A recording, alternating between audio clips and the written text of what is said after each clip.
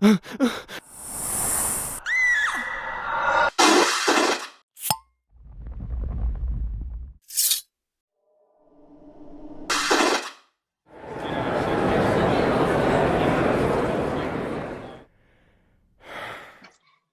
and welcome to the Supernatural Fandom Track here at Continual. I'm your host, Gail Z. Martin, and tonight we're going to be talking about pop culture and meta episodes in Supernatural. Why that makes it the show we love. I'm going to go around and ask the other folks on the panel to introduce themselves, and then we'll get into it. Stuart, how about you? Hi, everybody. I'm Stuart Jaffe. I'm the author of over 40 novels, most well known for the Max Porter Paranormal Mysteries, but I also write the Nathan K. action thriller fantasy series and the Parallel Society urban fantasy. And I'll have a trilogy coming out next year from Falstaff, which is epic fantasy and mystery smushed together. And that starts in March, and I think it's going to be March, April, May, one book every month. So look for that. Theresa. I'm Theresa Glover. I'm the author of the Caitlin Kelly Monster Hunter series from Falstaff Books. My newest release is Trouble in Mind, and it just came out this month, so go ahead and pick that up. And I'm also an editor at Falstaff Books, and I work with Authors Essentials writing content.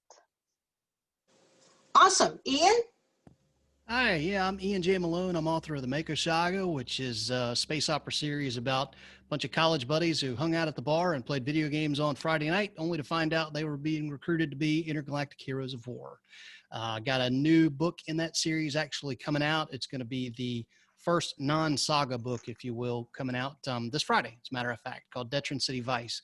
It's going to skew things a little bit more toward the sci-fi police procedural end of things with a Miami Vice flair. So for those of us who came up through the 80s and 90s, remember that show, be a nice little nostalgia kick for you. I also wrote Freebird Rising in the Four Horsemen universe and a book called Colonies Lost about the lost colony of Roanoke Island. So that's what I do. Great.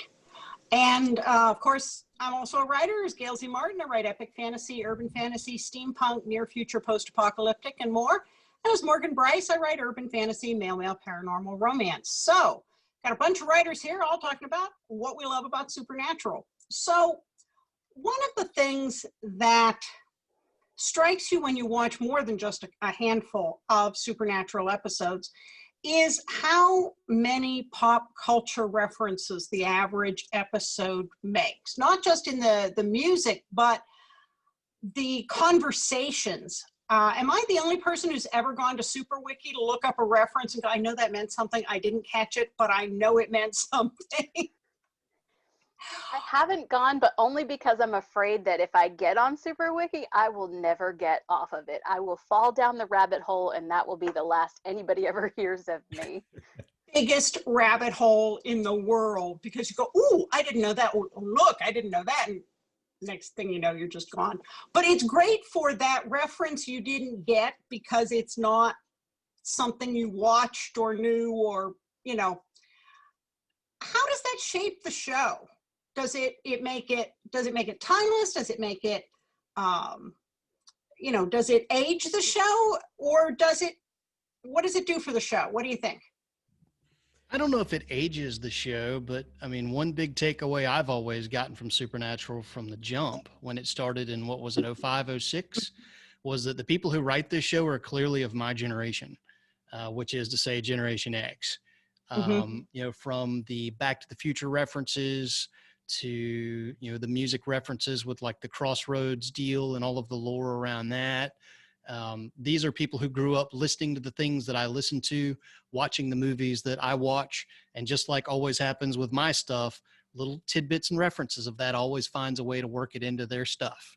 And Supernatural is the byproduct of that. And I think it's one of the reasons why it connected with me so early on, that in the music. Mm-hmm.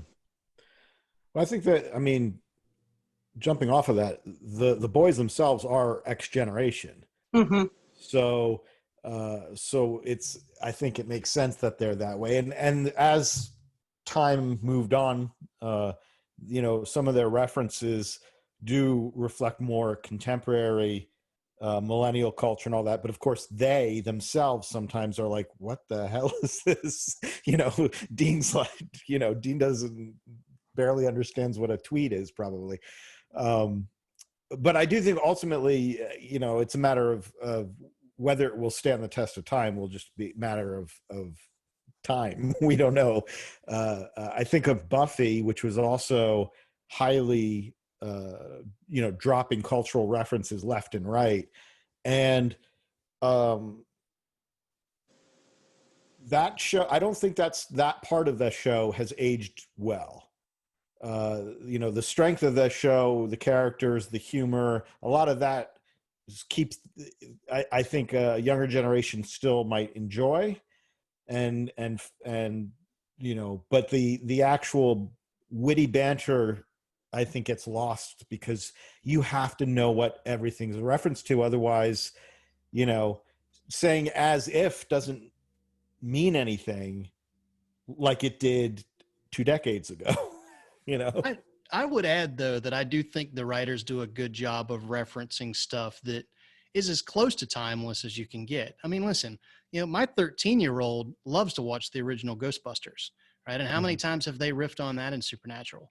The Back to the Future trilogy, I mentioned that just a second ago. I mean, Steven Spielberg, those are timeless films that even kids today, they may not rush to their bookshelves or rush to Netflix to find it, but they know of it, if nothing else, because we raised them on it because that was our stuff.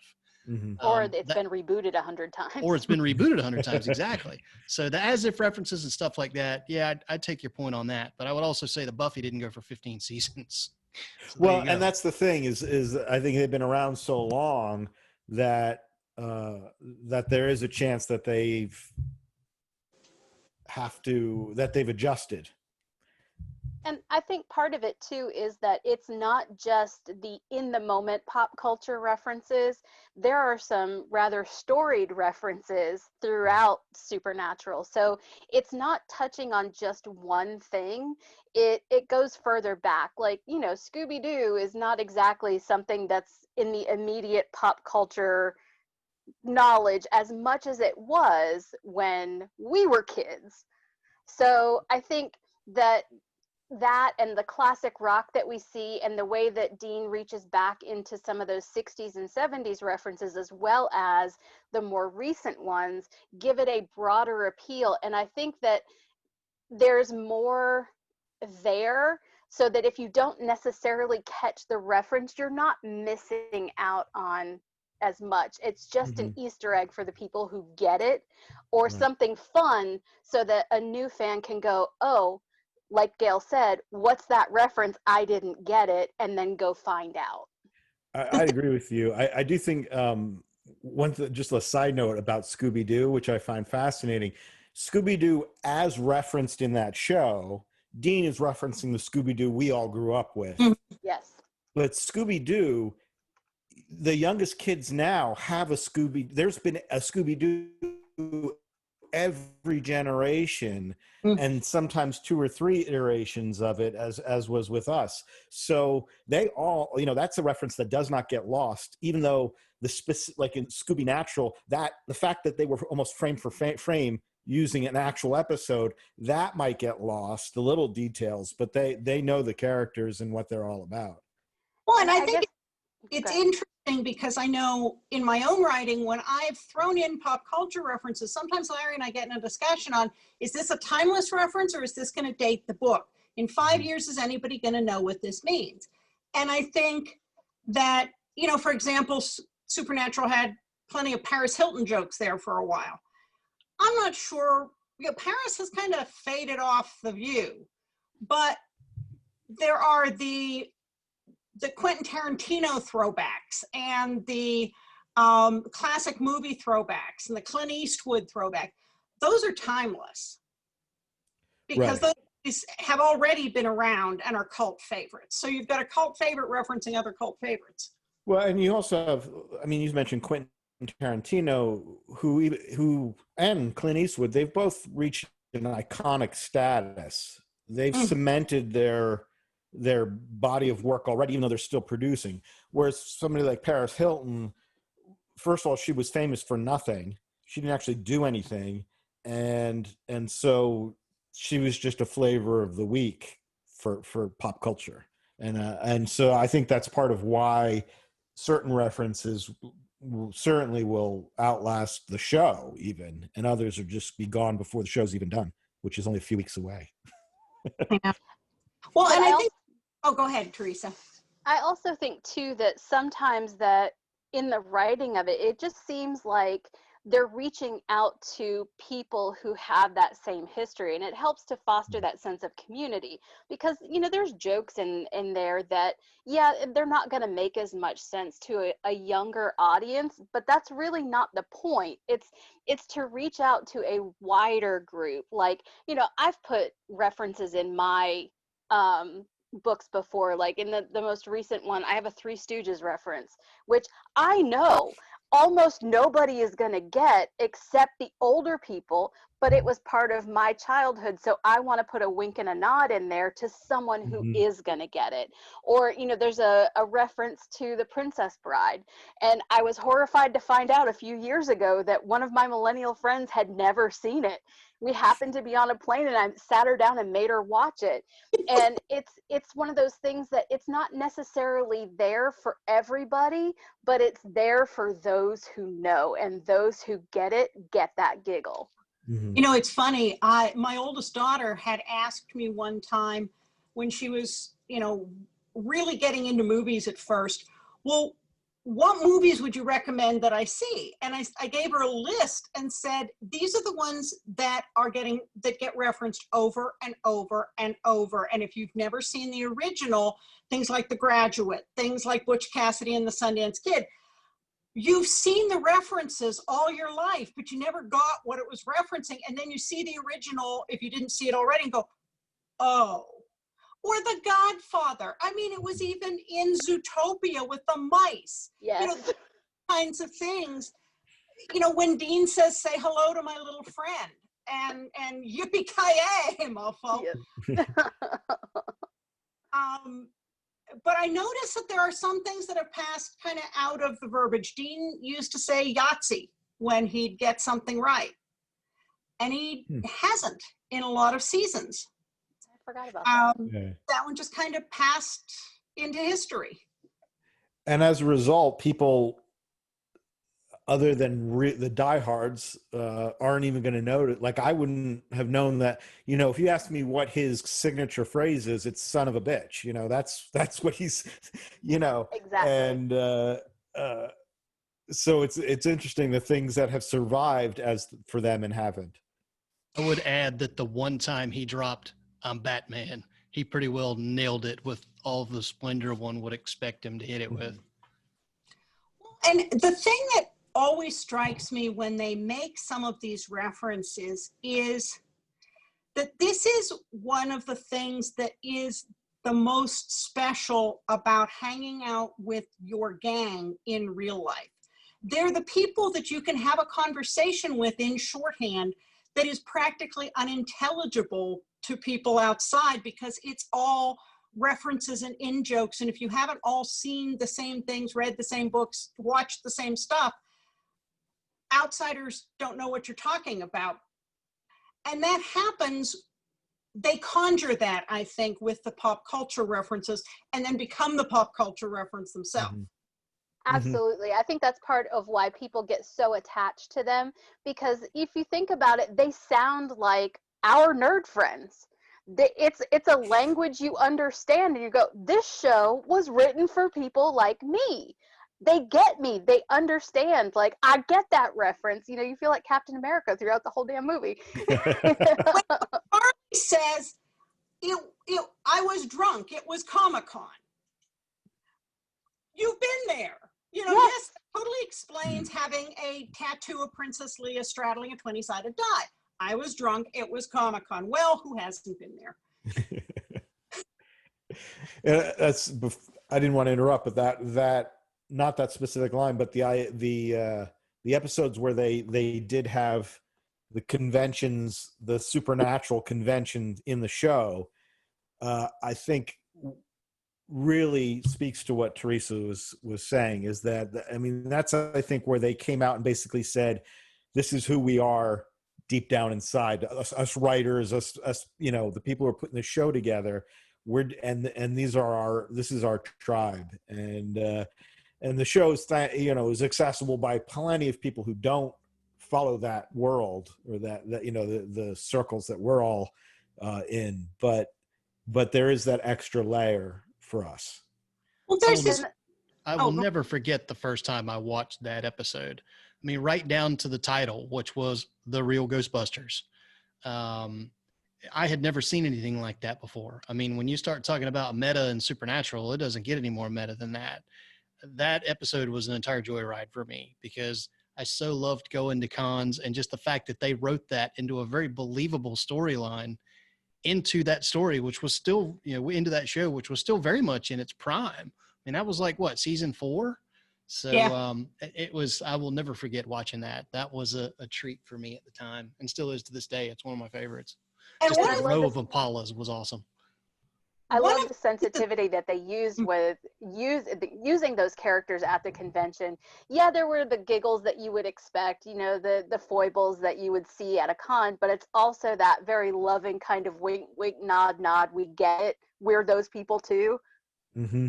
that, and I think that's what really makes it work, is that it was not mocking the people at the convention. Yes, Sam and Dean were horrified to hear their innermost secrets bandied back and forth, but the guys who helped them out were just regular Joes who were inspired to be better because of Sam and Dean, and they ended up being heroes and helping save the day. So it was a very loving nod at the fandom where it could have been hurtful. And I think, you know, that was very special.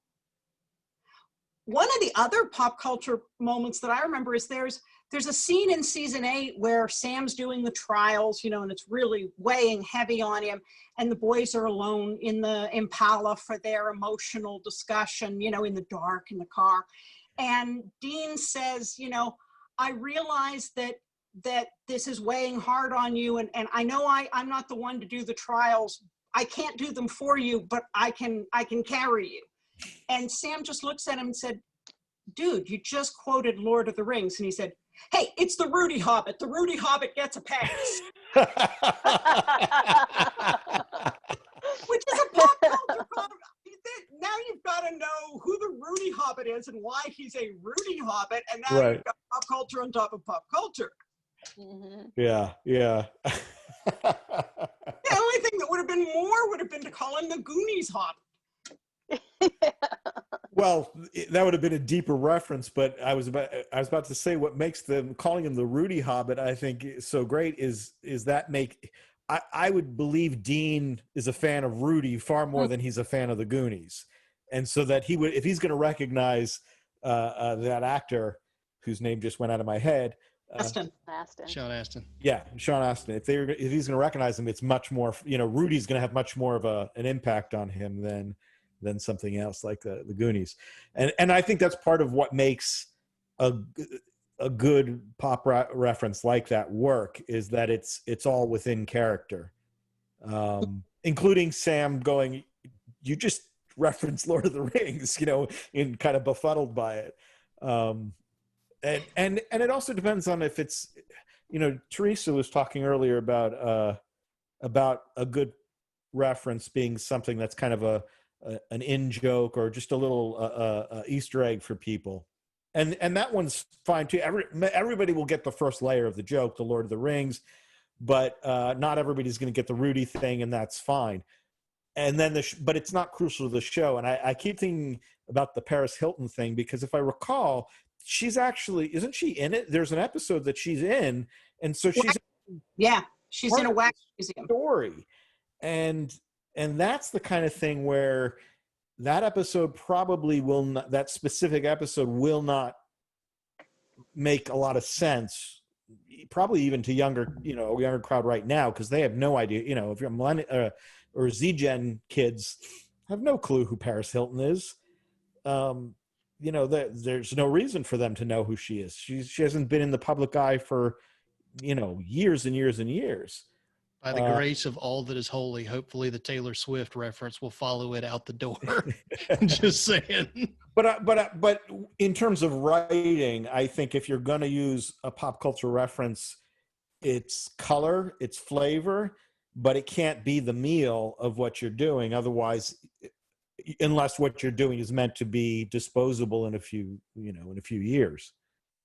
Well, it's also interesting how often they've done pop culture references in obviously the music, but also in the cinematography. I've been doing a rewatch on what Entertainment Weekly counted as their essential 75 episodes. And so I just went through the episode in season 12 with Ramiel, and it is a paean to Reservoir Dogs.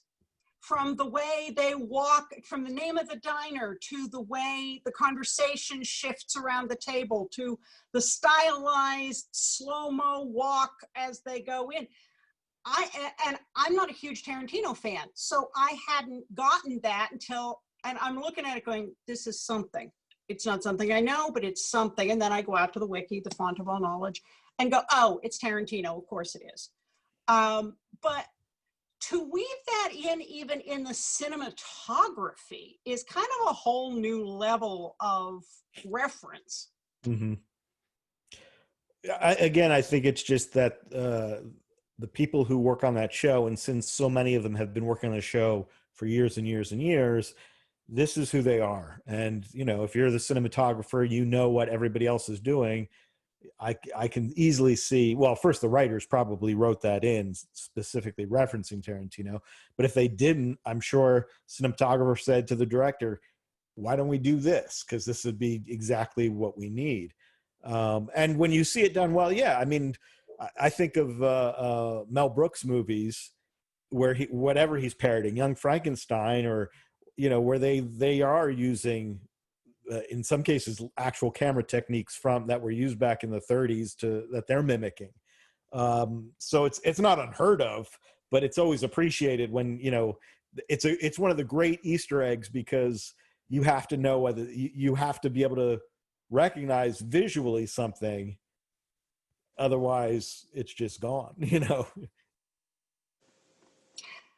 Yeah, and of course the music not only functions as a soundtrack, but also comes in with those pop culture references. They're just so many times the music became not just Carry On My Wayward Son, but I'm never gonna hear Rock of Ages again without thinking of Dean pulling into Stull Cemetery. Mm-hmm. So it really pings off all those things, the way that music for real people kind of becomes the soundtrack of our lives, and gets, we have those songs that we will always remember where we were in the moment when we heard it at a certain time. Mm-hmm. I love the fact that, it's almost like a measure of how deep a fan you are if you know why Eye of the Tiger is a song for Dean, because that wasn't even in the show. But everybody knows this this little thing they did. And every time that video comes up, I don't care where it is, I will stop and watch it and giggle, rewind it, watch it again, and be like, okay, I have to put it away. Yeah. There are stories and probably old cell phone videos of me at a bar in Tallahassee, Florida, reacting that out at very late hours in the evening after beverages.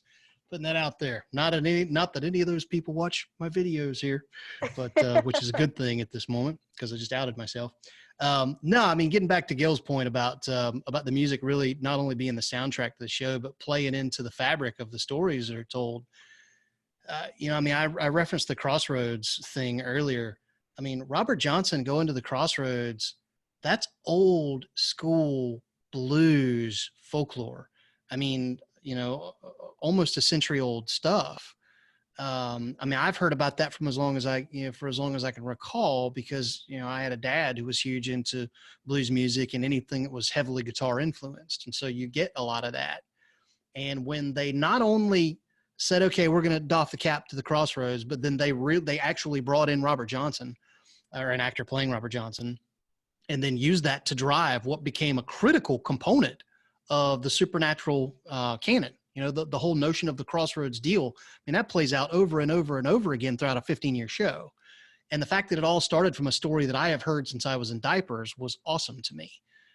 You know, another one that jumped out at me from the music end of things, and this one was just a bit more fun, you know, through the 80s in particular, you know, there was this whole run of, you know, stories and tales about how rock music was demonic and it was linked to all these dark and evil things. Like Hotel California was an homage to the church, you know, the lead guy for the Church of Satan and da da da da da da da.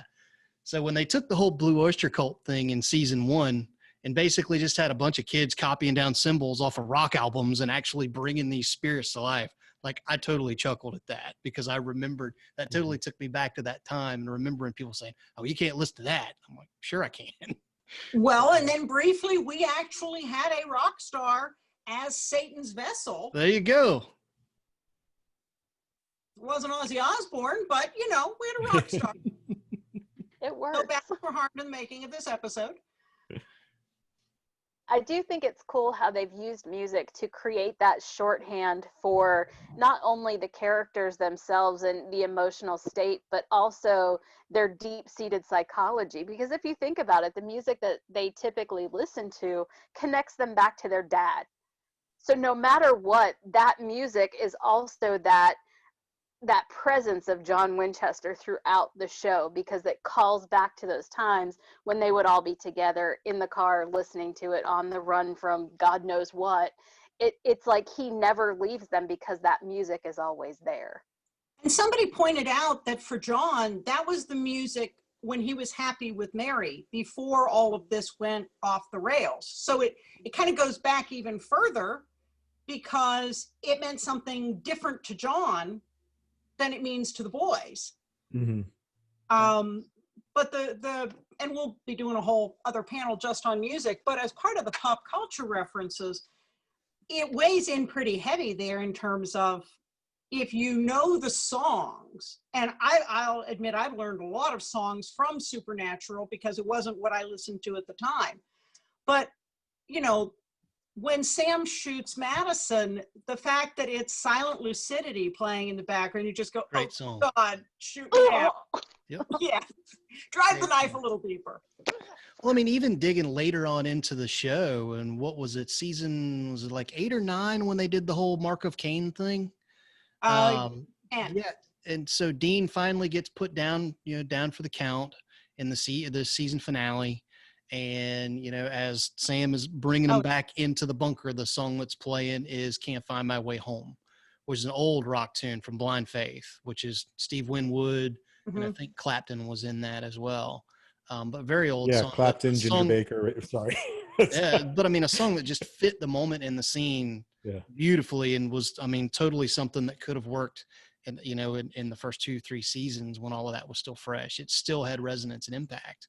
I often wonder how in depth they think about these things, choosing these songs. You know, Gail, you were referencing the use of music in relation to the father and his favorite best of times and all that, and just bringing up I just can't find my way home, Blind Faith, which is a really interesting choice, not just because of the song itself, but that band is actually the members of Cream, Ginger Baker and Eric Clapton, and then you have Steve Winwood and Rich, can't think of his name, but they were in a band together. There were 2 separate supergroups, which both broke up, and these guys were like the orphan brothers of these bands, and they came together. And it's I mean, it may be one of those things where, which I think all good art can do, where there's enough layers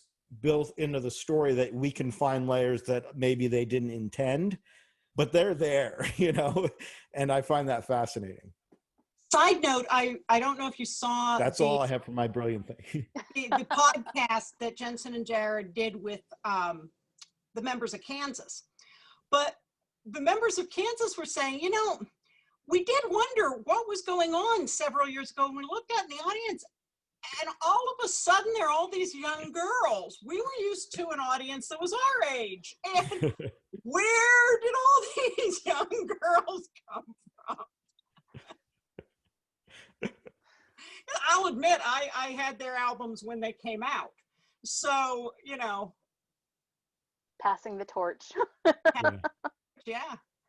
So part of the pop culture thing, we mentioned it, Ian mentioned it with the Supernatural convention episode, but there's also the meta component to Supernatural where they don't just break the fourth wall, they smash the fourth wall, and yet it works. It's risky, you know, it can fall flat, but there are so many meta episodes. What are some of your favorites? The French Mistake. The French Mistake was hysterical. You've got characters jumping into an alternate universe where they're playing themselves. In all of the years that I've been watching movies and television or reading books, like I don't know that I've ever seen that, where they literally jump into the roles of playing the actors, playing the characters. Yeah. It was hysterical. The fact that they brought in the actress that played Ruby, who is Jared Padalecki's real wife. It was just everything about that episode made me cackle for 50 minutes or better. And that's my favorite Misha episode too. Hola, Misha Amigos. Well, and that's another one that if you're going to read any Super Wiki page, that one is just chock full of stuff you would get in terms of when they have that, again, you know, showdown on the street with the guy shooting everybody. Those weren't the real people from the show, but they sure looked like them. You know, this was them laughing at themselves, not just the characters, but the behind the scenes production team too. Nice. Well, I think one of the things is that, you know, they're able to get away with it because they've been smart from the beginning. It's not like they did that episode or Scooby Natural, which is probably one of my favorite meta episodes, you know, in the first season. And you probably know, Gail, I don't know what their first real meta episode was. Maybe it was the convention, but whatever it was, they tried it and people accepted it, you know, and of course they have the great excuse, it's magic. So that's how these things are done.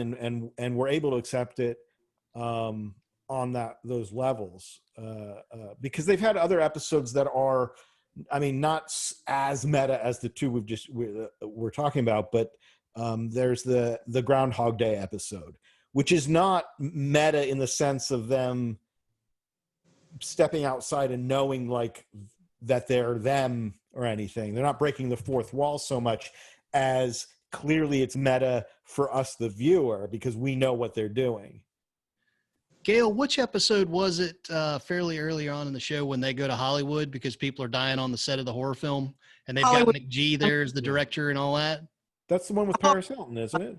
Huh? That's the one. Is that the one with Paris Hilton where Dean puts on the director's headset and all that? That's the one where Mahatma Gandhi, you know, tackles Sam. That's a wax museum. That one's Fallen Idols, but the one on the TV set, on the movie set, is Hollywood Babylon. Hollywood Babylon. That's the one. That's probably the earliest meta episode I can recall. And that was what, like season 3? That's real early. Yeah. Mystery Spot gets listed. That's the Groundhog Day one, gets listed as a meta episode just because, like Stuart said, we know what we're seeing. And there's another pop culture reference because it's so much funnier if you've seen Groundhog Day. Right. That's another one of those references, like you were talking about this before, where younger generations are very aware of what we're talking about when we say it's a Groundhog Day episode. They know that means everything is just repeating, but many of them have no idea why it's called a Groundhog Day. They've never heard of or seen the movie. I bet you Asia got a few downloads on Spotify after that episode. Sure. Ghost Facers is another one that's a very meta episode because we get to see outsiders seeing Sam and Dean being ghost hunters, and then Sam and Dean being much better ghost hunters, and Dean gets bleeped. That's also meta because of course it's the genre of nonfiction ghost hunting shows that they are poking fun at, I think is so you have multiple layers on it of meta, meta on meta. There were like 3 ghost hunting shows on Sci-Fi Channel back then at the time that one aired, when it was still Sci-Fi Channel and not Sci-Fi. And Ian, Hollywood Babylon was early in season 2. So yeah, that Wow. probably was one of the very first ones. Yep. Well, and of course there's the monster at the end of the book where they find out that their lives have been turned into novels. Right. And and as Dean says, I'm sitting here in a laundromat reading myself sitting here in a laundromat. And Sam makes a huffy noise and walks off. He says, "Those are your brooding shoulders, aren't they?" He says, turning with and brooding. But what's so great about that, and I think one of the reasons that these things work so well, and they're not just throwaway things, is because we eventually learn who's writing those books, and that character eventually becomes much more important over time. And it all, whether it was intended that way or not, initially, when they put it in, they at least recognized it and took it and made something out of it. As opposed to, I love Buffy, and I still think they've probably done the best musical episode ever done so far. But it was just an episode. There were some character things, but it was just a cool little gimmicky kind of fun episode. And most of the meta episodes have ramifications that reach out. All the trickster episodes tend to be meta in many ways. The Groundhog Day one, and then there's ones where they're going into different types of shows. They're in commercials and TV shows and stuff like that. And so, all those, because if for no other reason than that character, the trickster, he keeps coming back, and they have to use and deal with him in different ways throughout the seasons. And the fan fiction episodes too. We've talked about that before on other panels, where the initial entrance of, I think her name was Becky. Mm-hmm. Yeah. The initial treatment of Becky wasn't exactly kind, but she does eventually earn her redemption. And that's yet another one of those nods, because they recognize that people were writing slash fiction about the boys, especially, and I think that calling back to that in this last season has been awesome, because it feels like it kind of acknowledges, okay, yeah, we screwed that up a little bit, but we still appreciate you and love you, and here's how we're going to redeem this whole thing. Well, and in the videos that, as of this taping, are fresh off the block that Jared and Jensen each did separately with, I think it was Michael Rosenblum. You talk about the Sam and Dean girls, and don't they know they're brothers? The guy says to Jensen as he's quarantining in Vancouver, well, I guess, you guys are quarantining separately, so that means you can't make out with Jared. And he goes, no, making out with Jared, that's non-negotiable. And he does it with a straight face. He just right in there. So anyone who argues about anybody being horrified at the shipping, Jim Bieber showed up wearing a t-shirt that said, "I read Bobby / Rufus." But yeah, that shows up in fan fiction, the musical episode, which is not only supposedly a fan-written musical script for a high school, but it's got, you can't spell subtext without sex. So it has a nod to both, the Sam and Dean girls and the Destiel, fans. And Dean tells him to just, step that subtext back a bit. But in the end, he says, you know what, you've got your interpretation, I have mine, it's all good. And there's a benediction in that, kind of, from both the powers that be and from the characters, that, hey, you be you, which is a really interesting, getting back to the meta piece of it, that's almost speaking directly through the camera to the viewer. Yeah. Well, they've had more so than probably any show that I can even think of, they've had this opportunity of the longevity of the show mixed with the hyper love that they of the fandom for the show gives them an opportunity to do something like that. There are other long running shows that can't speak directly to their audience that way. But they can, and so they take advantage of it in a good way, I think. You know, you brought up Change Channels, which was the one where they're stuck in the sitcoms by the okay. The shot of them on the tandem bike is straight out of Laverne and Shirley, which I'm sorry to say is getting to be a very long time ago. I'm not even sure that's on reruns anymore. I looked at, again, I went down the Super Wiki because I knew they were referencing obviously Grey's Anatomy, but there was another one with the sunglasses and the night, you know. It turns out CIS and Grey's Anatomy were their competitors in their time slot, so they just ragged on them the whole episode. Nice. But there were 70 sitcoms. I swear one of those was straight out of Three's Company. You know, there was so much packed into that episode besides the plot. He needed a Cheers reference. I think that was the only one they missed for me. It's true. That's true. Well, and then, you know, going back to Meta, there's Baby, shot entirely from the Impalo's point of view. Great episode. In fact, as they tore everything down, fandom wanted to know where the green cooler was. Wow. They wanted to make sure that that it was preserved. It is actually going into the WB archive. That's awesome. So the Coleman cooler that looks like the one we've got in the garage that had the Were-Pirate's head in it is now, you know, I think it should go maybe in the Smithsonian next to Fonzie's jacket, but, you know, they don't ask me.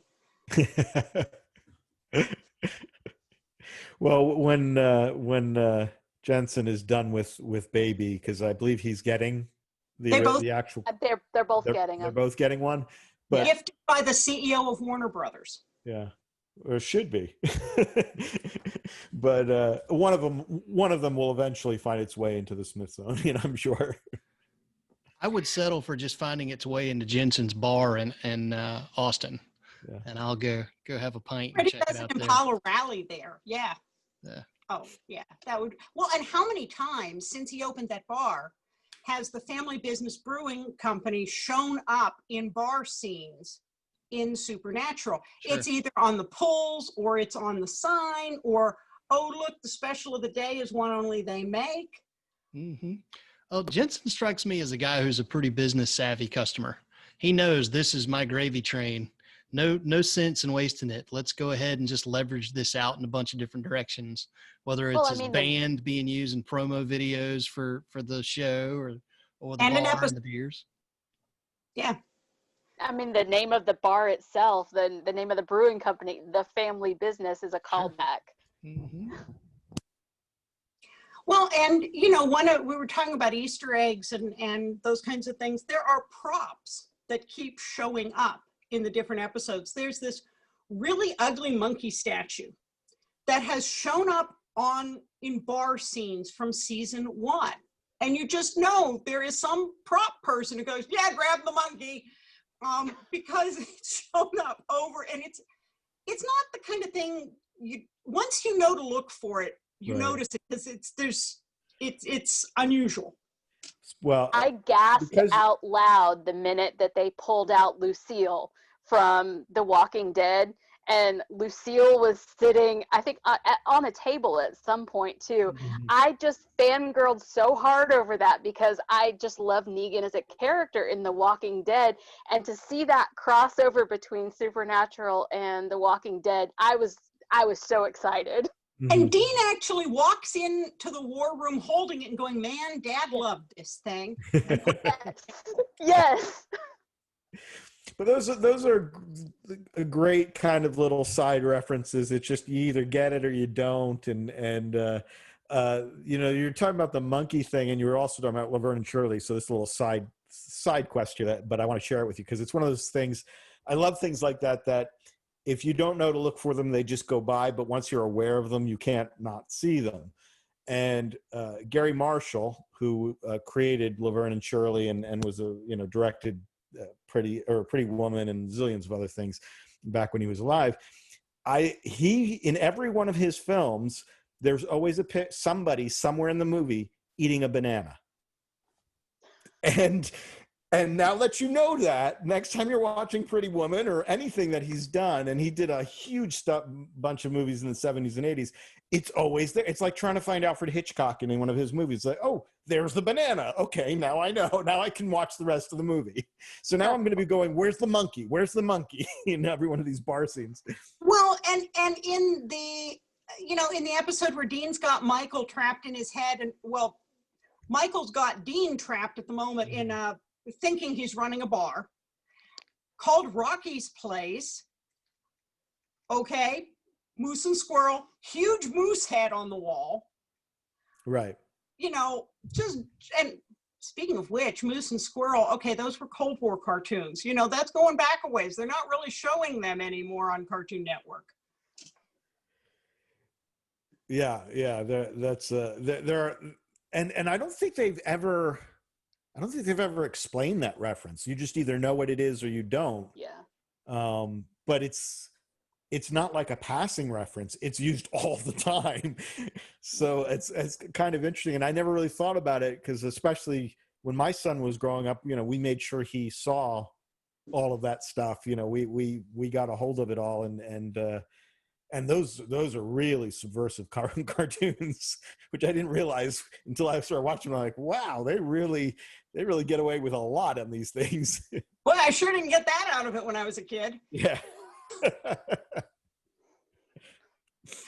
I think that's one of the enduring things with the show. The only other place I think I've seen somebody do pop culture references as well might be Jim Butcher in the Dresden books, the Harry Dresden books, because those are just chock full. And sometimes you get them and sometimes you go, I know those are reference to something, but it's not my fandom and I didn't get it. And I haven't found a super wiki for that, but those Rumor has it there's a guy out there named John G. Hartness who does pop culture references pretty well in some of his stuff too.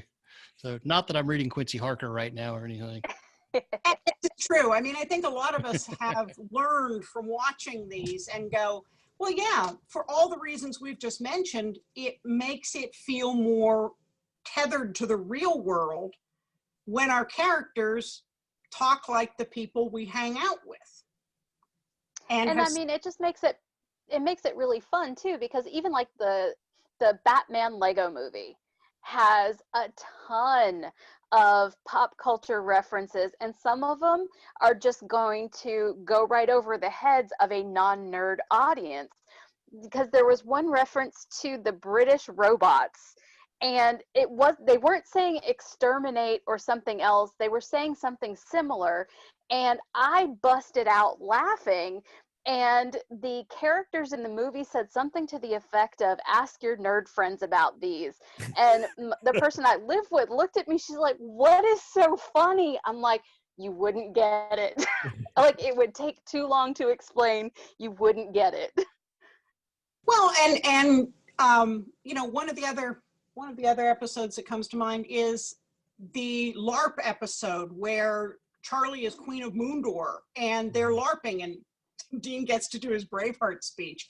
So it's Dean doing a Braveheart speech in a LARP.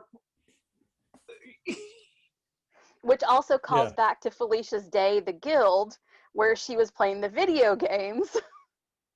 Yeah. I mean, it starts to get to be a house of mirrors here with reflection upon reflection. I was going to say, you're tapping into geek culture whenever you're casting Felicia Day for your show. Yeah. This is true.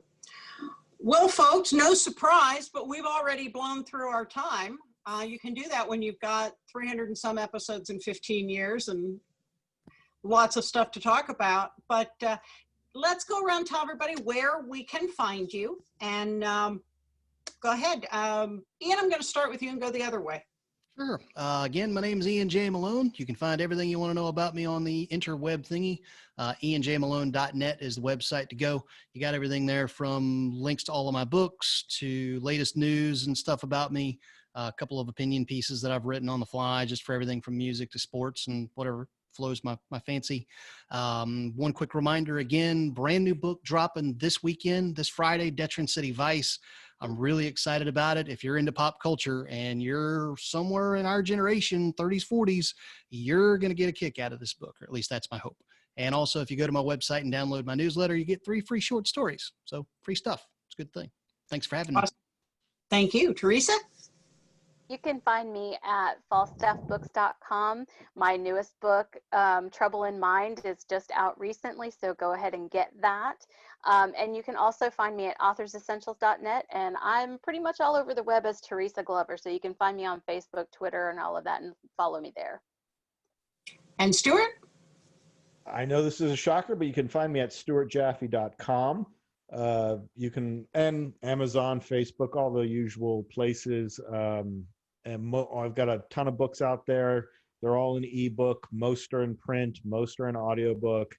If there's a way you want to enjoy it, I'll find a way to get it to you. And I'm Gail Z. Martin and Morgan Bryce.